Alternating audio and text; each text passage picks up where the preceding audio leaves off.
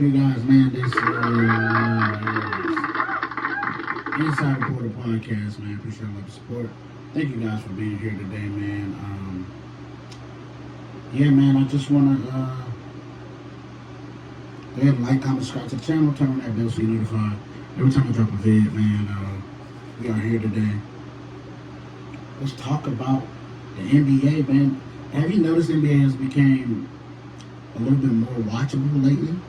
It's been watchable. Been a lot watchable lately. I think the Luka trade is something that the league needed. They needed to put one of their biggest stars in LA. I think when you do that, when you take a big star, like Dallas is not a small market though. Don't get that confused. Dallas is not a small market. But when you put one of your best players in the market, like a LA, like a New York, somewhere like that, marquee, it brings more eyes to the game. And you gotta realize Luka's not from this country, so it brings international eyes to the game. And so him being there, on top of you not knowing what's gonna happen on either side of the conferences, it kind of invigorates everybody, galvanizes, the fans, because you do want to see great basketball being played. And at the end of the day, man, that is what's being presented. The Lakers are surging. They have won 7 in a row. Another win last night for the Lakers. LeBron, 34.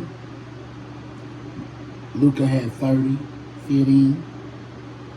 He's starting to get cooking. The guys around him is playing better.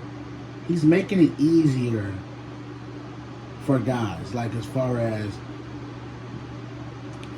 he's commanded so much of the double team that guys are getting open shots. It's all about knocking them down. The Lakers put on 36 points last night. And they were in chill mode for like the latter part of that game. And so it's an amazing feeling. Amazing. Just to watch how JJ Redick has his team in sync with him.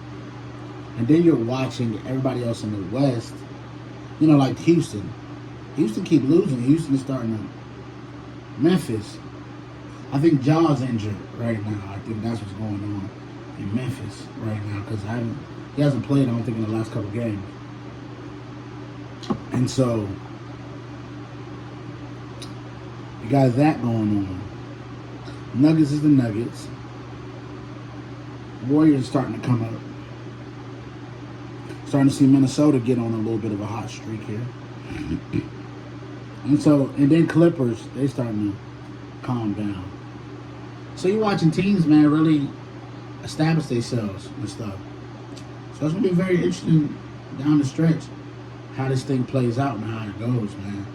I'm excited for it. I'm ready for it. And then you look, like I said, and then in the East, just never know, man. You never know in the East, man. I mean, right now, Cleveland looks like they're clearly the best team, but I don't know if that's going to stick around in the playoffs. That playoffs tend to flip switches, and then you start seeing who's really about it and who ain't. So we're going to see.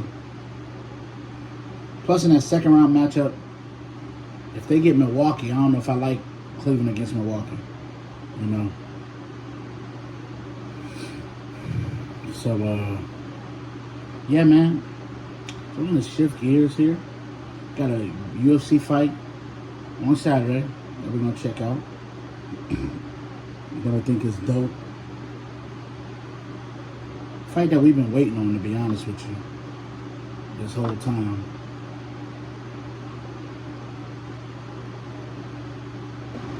Yeah, man, we got Alex Pereira versus Magomed Ankalaev for the belt, man. Light heavyweight division title bout. Gonna be crazy because Ankalaev has been lurking around trying to get a title shot and everything, and Last time he fought in an interim belt fight, it was a bad fight on both sides. There was no action, nothing. I think in this fight, if Ankalaev, the problem with Ankalaev in this fight, I think, gonna be is them leg kicks from Pereira. They're devastating, and you can't time them. You think you know when he's gonna throw it, but he gives you no signs that he's gonna throw it. None. He just throws them, and it'll be at the most awkward and random positions. It's like, I watch, I'm just like, yeah, you can't time that. There's no like telltale signs like, oh, he's finna throw a kick. His fist face looked just like his kick face, and so there's no, like, even in his face you can't tell, you know. And so I think this is gonna be a very difficult fight on both sides, because Pereira got to realize, even though Ankalaev's not a wrestler, he is strong. And so, if he decides to take this to the ground, now we in new territory. We're in brand new territory. We're going to have to see. We're going to see what's going to happen. And I'm excited about this fight, man, for real. If you ask me who I had to pick, I'm going to go with Pereira. I'm going with the champion. I think that Ankalaev is a really good fighter. I just think that eventually you got to get back to the feet. And I think he just has a severe advantage over Ankalaev on the feet. I do. And every time they're supposed to wrestle him, for some reason they want to stay on the feet. I don't know if it's a manhood thing to test it, but I don't think it's smart to do. But yeah, if I had to put my money down, I'd put on Pereira, man. For sure. So good luck to both fighters, man. I think it's gonna be an amazing fight, but give me Pereira in that fight. Alright? And the rest of the UFC cards gonna be fire. I just wanted to touch base on that Pereira and Ankalaev fight, man. I wanted to talk about that. And hey, we're gonna be tuning in to watch that. Alright, you guys, thank you for tuning in today. This is Inside the Portal Podcast, presented by Portal Prospect Productions. I'll see you guys next time. Until then, peace.